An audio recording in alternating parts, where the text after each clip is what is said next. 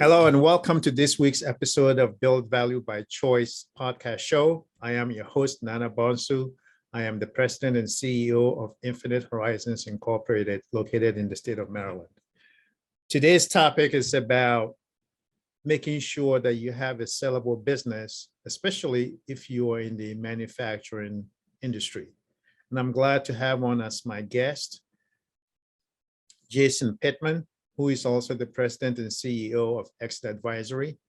He resides in Rolling Meadows in the state of Illinois, and he's a certified value builder.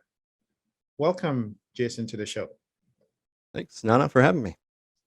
All right. I'd like to, before we get into questions, I'm just going to provide some data that I pulled from the fictive 2021 State of Manufacturing report, just to provide some kind of context. And it looks like the fictive CEO, Dave Evans, just kind of mentions that companies are moving quickly and decisively in the manufacturing industry to digitize their business, investing in a lot of digital resources because of all the supply chain disruptions. 95% of business owners are saying that the pandemic has a long-term effect on their business. And the same number agree that digital transformation is essential to their company's success in the future. And as companies are moving into the post-pandemic era, they are looking to future-proof their businesses, including bringing their businesses back from overseas into the US. As well as engaging in sustainability ventures. Now, this brings me to and also there is a 2021 report from the United Nations Industrial Development Organization, which also talks about the potential for a 12% increase in manufacturing. So on the one hand, last year was tough for businesses because of disruptions by COVID and other things. On the other hand, based on the United Nations Industrial Development Organization report, there is optimism for growth.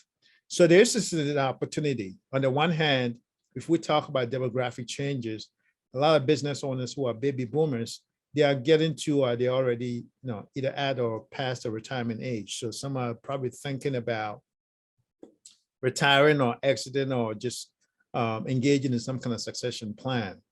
And even those that may be in the Generation X, they may still have some ideas about maybe transitioning at some point or spending less time in their business that they've dedicated a lot of time into. And then, of course, so that's one force, right? So we have the hit last year from the COVID. We have demographic changes as far as baby boomers who formed the largest percentage of business owners and entrepreneurship in history.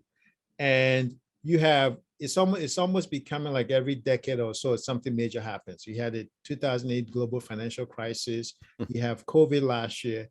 So you have some owners that are nervous that they don't want to wait around for another disruption to their business. So somewhere within the next 5 to 10 years, people are going to be thinking about, or if they're not thinking about it already, they should be thinking about how to make sure their business is sellable, meaning that the business is not just producing income for themselves, but they can just up and leave, or they can reduce the amount of time they spend in the business when they feel like they're ready and whatnot. And that's your specialty area. So I wanted to ask you what you're seeing in terms of the preparedness that business owners tend to have when they come to you as a broker to whether they want to sell their business or whether they want to make sure that they will be ready when the time comes. So I want to start there. Sure. And I would say in terms of preparedness for sale, how sellable the business is, especially amongst manufacturers, can vary a bit because there's so many types of manufacturers. I'll say that up front. But in general, I'd say the most present issue is because of COVID and its impact on the supply chain. And part of being ready to sell the business is taking a good look at your suppliers. Do you have one that you're completely dependent on? And how can you prepare? Because that's a big issue people are having right now, right? Is Yes. buying the raw materials they need, getting the machinery, the components to make the machines. And it's caused this huge bottleneck that everyone's feeling. And the people that are taking the time to make sure they have backup suppliers, multiple suppliers, renegotiating the agreements they have with their suppliers is key, because I think a lot of times the focus is on revenue and sales and the customer, which is important, but you also need to be thinking about your reliance on your suppliers. So one of the things that I liked about um, Southwest Airlines, for instance, was back in 2001, they had locked in oil futures for like a decade or so. So when the 2001 9/11 thing happened, they were the only airline that was making profits because they were able to keep their oil prices and costs low. They had locked it in, whereas because oil prices spiked, right? The oil prices ate into the profit margins for other airlines. So what are some of the ways, some of the techniques, because it comes down to, in any negotiation, it just comes down to buyer power and seller power. So what are some of the things that business owners can do to lock in, you know, either current prices or just favorable terms with their suppliers for the next couple of years? Yeah, that's a good question. I think it's really just a matter of open communication. These are people that you are likely to have relationships for a long time, and everyone's experiencing the same problem. So it might be as simple as opening the dialogue and asking for more terms. If you have net 30 to pay, maybe ask for 60 days to pay. You're going to have different terms of your agreements with different types of suppliers, right? Mhm. And it's really going to be as simple as that. Now, me personally, I'm not the one that goes out and helps people negotiate with their suppliers. I'm sure there's probably better people more equipped to answer that question in particular. But I think just keep it simple, open communication with your suppliers, just like you would with your employees or your customers, is going to be the best strategy right now. One of the things that why should why should business owners be thinking about, um, even if they're not ready to sell, right? Because we talk about sellable business, and sellable business doesn't mean that you're selling.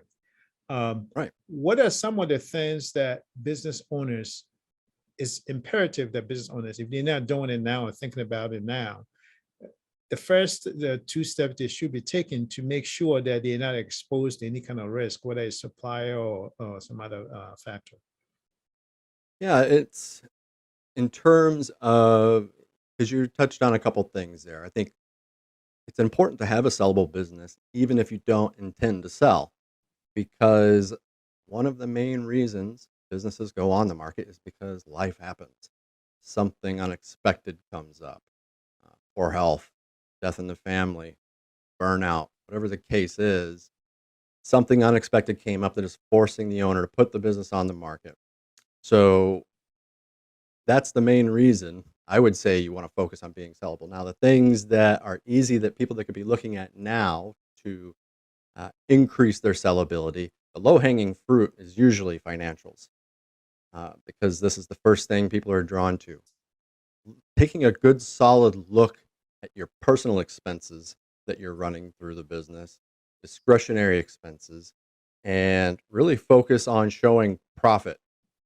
Um, it's a good way to uh, receive the benefits of being a small business owner by running personal automobile and personal travel through the business. But if you're really wanting to focus on the sellability of your business and increasing the value of it, that's one of the immediate things I see that most small businesses could start focusing on, is take a good solid look at your financials, because If you need to talk to someone next week about a potential acquisition, that's going to be one of the first things, if they're serious, that they're going to want to take a look at. They're going to take a look at least the last 3 years of financials. They're going to want to see the P&L and your balance sheet. And at some point, if there's an offer or a letter of intent, they're going to see the tax return. Um, so the last thing you want to do is get into an argument with someone where you're trying to substantiate all these personal expenses that you're running through the business. Uh, so this is where someone should be sitting down with their accountant or a fractional CFO and have a conversation about, this is what I'm trying to do. I don't want to maximize my personal benefit. I want to maximize the profitability of the company. That way I have a better chance at selling it and receive more from it. Because if it's the type of business that will likely involve some kind of bank financing, if another individual operator were to buy the business, they may need bank financing. Bankers are not necessarily going to accept all these discretionary expenses that you're running for the business, whether you can substantiate them or not. So that can be one of the immediate deal breakers for most people that they can start working on today to get ready. Right. And I imagine that they also want to make sure that they have somebody take a look at their entity structure, whether or not they're an LLC or S Corp or C Corp, Mhm. just to see if they're leaving money on the table as far as taxes. That's another good one. There are, most brokers or M&A advisors are going to know many attorneys that are all over their market that can help do some pre-diligence.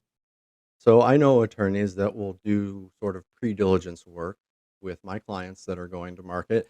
They'll sit down with them and they'll look at their structure and think about, okay, does it make sense to modify any of these entities? What are the things that we can do to start preparing for a sale to even minimize the tax hit uh, when you do sell the business? Because how you're structured will play into that, whether you're an S Corp or a C Corp, whether you own real estate and whether that is in a different entity. All these things can provide so much complexity that it could add up when it comes time to sell. So this is another area that's good to think about. Okay.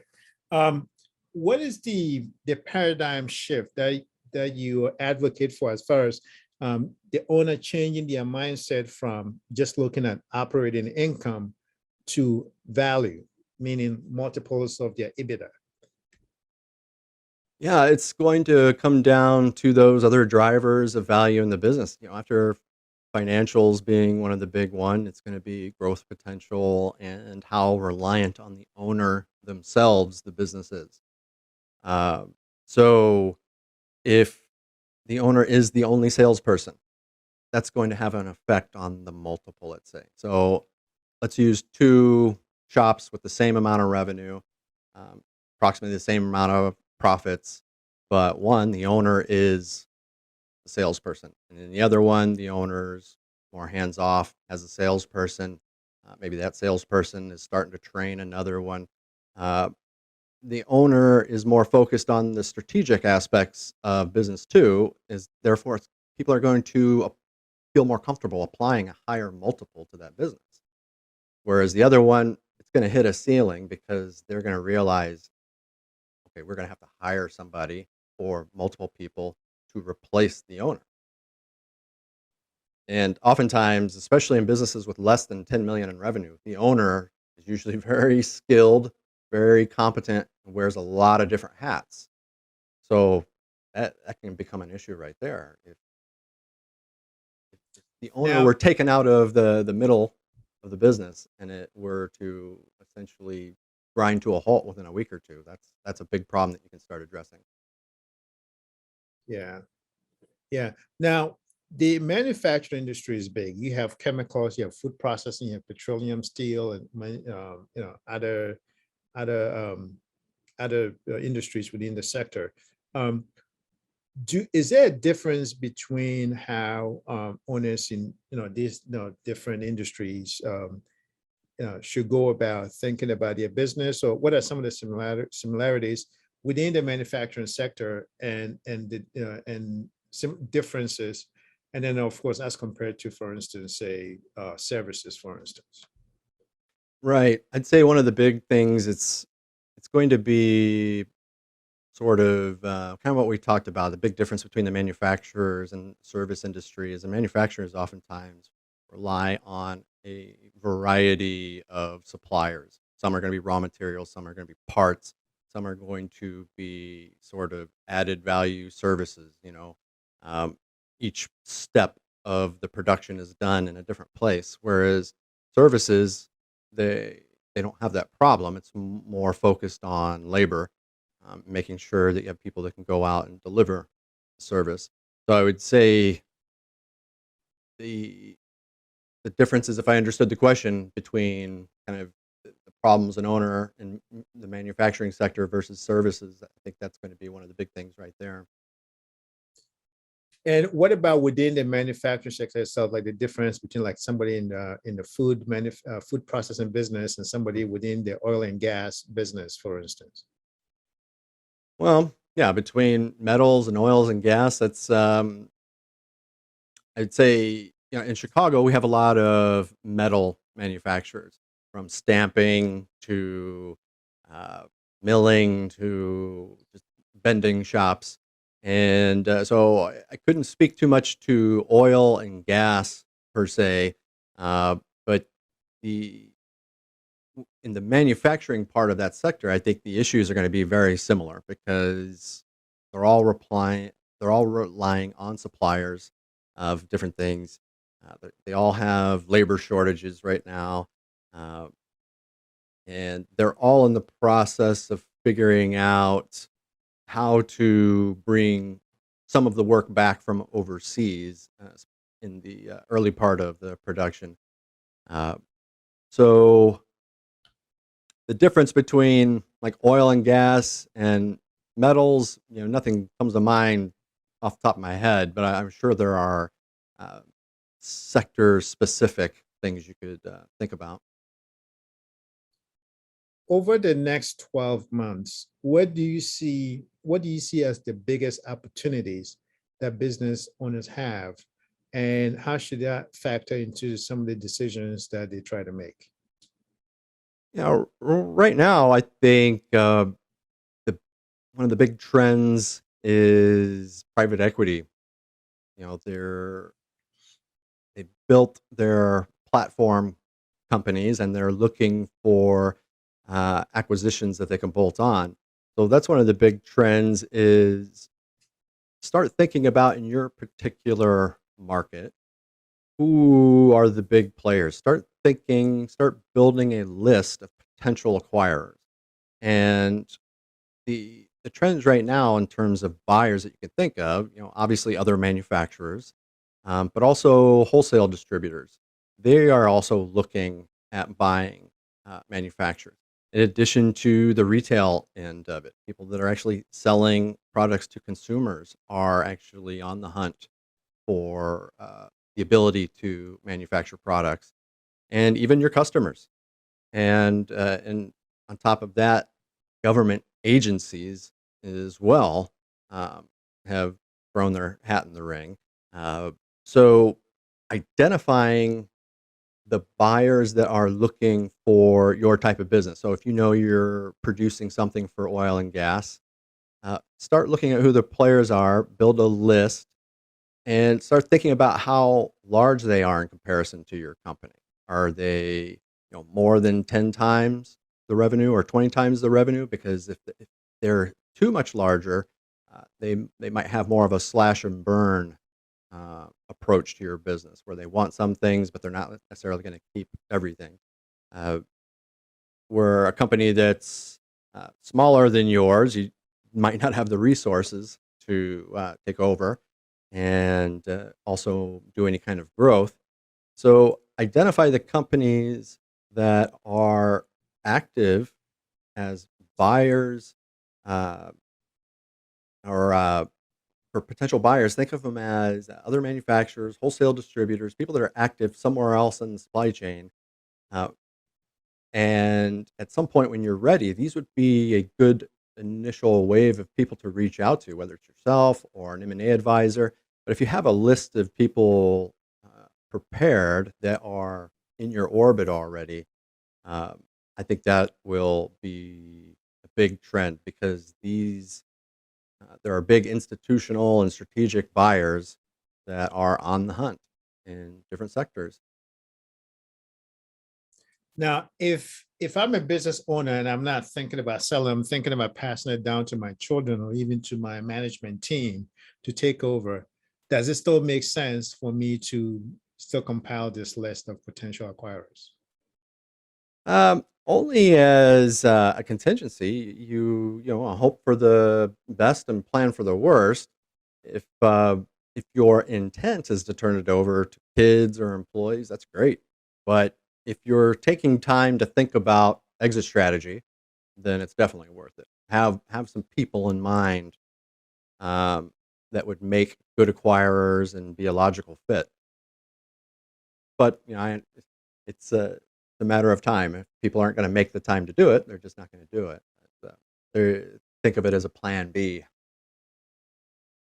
Yeah, I was also thinking of it as, thinking of it as, perhaps in terms of decision-making quality, right? Even if you're going to pass it down, even if I plan on passing it down to my children, um, how should I be objectively looking at it from the perspective of, an Yeah. acquirer, right? And Right. yeah, I would say from that perspective, it would be diversity of management. If it's the kind of thing where you want to turn it over to your kids, maybe you do so slowly. Maybe it's not just one day they're the new owner. It's the type of thing where if there are more shareholders in the business, that is going to reflect that diversity of opinion that you're talking about, making sure that it's not just one person who's siloed making all these decisions. And so it could be the kind of thing where you're going to turn it over to the children at some point, have them be part of the management team, have them be a shareholder. And it might be the kind of thing where part of your existing management team should be shareholders as well and have multiple um, ownership stakes in the company. Uh, More professional acquirers will see that as a sign of strength. now the one of the things that you touched on was the fact that companies that are typically making below $10 million in annual revenues tend to wear, their owners tend to wear multiple hats. What are some of the ideas that you have for them to be able to reduce um, the time they spend in their business, just so they can then lift their head up and start focused on the horizon, whether it's government regulation onslaught that's coming, or whether it's, some unforeseen things like pandemics and other negative factors, or even retirement and other potential push factors like, healthcare scares and things of that sort. Yeah, I think so. If I understand the question, um, I'm sorry. I think I lost the Yeah, question. no, I'm thinking of time management, right? A lot of owners, they wear multiple hats. A lot, they basically the hub of their business. A lot of things, run through them. They feel Yeah, like they I can't got you. trust, people to look at the details and get everything go right. But yet they're so immersed in their business that they're missing out. Whether it's about being able to participate in certain masterminds with fellow business owners, or whether it's about being able to plan for the future, like some of Mhm. the items that you were talking about. Um, what are some of the things that they should be either be delegating or just systematizing, just so they can free themselves up to take care of some of these other issues before they run into some kind of Yeah, that's iceberg? yeah, that's a good question because everybody's got some of those things. So I'd say rather than guess at what they are, what you could start doing now, start making a list, start tracking what you're doing. What do you spend your time doing? Because most of us don't really know unless we're tracking it. And you can Google it. There's different schools of thought towards this. Um, and using the value builder system, we have tools that do this as well. But basically, the idea is track what you do, figure out what are the repetitive tasks, how much time do you spend doing them. And it could be even as simple as one way I heard someone try this was they basically committed to do this for a week. Every 15 minutes, an alarm went off on their phone and they stopped, made a note, jotted down, okay, what have I been doing for the last 15 minutes? And it's a constant reminder to go back to your notes, jot down, okay, what are you doing? And then the idea is at the end of the week, you should have a pretty good snapshot that you can start to categorize and say, okay, I spent an hour here, I spent 10 hours here. And what are the things that I need to do? What are the things that are easy to teach someone else to do? And that's a good starting point right there, because for everybody, it's going to be a little bit different what those things are, right? Right. But that's something everybody can do right now to start figuring out what am I doing every week and what makes sense. Because once you go through that process, it'll probably be pretty glaring what the first couple things you could get off your plate are. Great. Well, I know we had time, so I want to bring this into a close. But are there like any two or three pieces of advice that you have for business owners and our listeners? Well, I would say start now with exit planning. So reach out to your accountant, reach out to your attorney, and let them know, hey, I want to start with some exit planning. I want to make sure I can sell my business or turn it over to junior. Start talking to your advisors now rather than waiting, because I think that's one of the things we might have touched on early on. But a lot of businesses that go to market are unsuccessful in selling. And one of the main reasons is they just weren't prepared for something unexpected that happened. So, talking to your accountant and attorney now, start getting your financials and legal aspects punched up, and talk to a broker or an advisor of some sort. Start talking about maybe what the value of the business could be. Start talking about potential acquirers, what kind of strategy for going to market.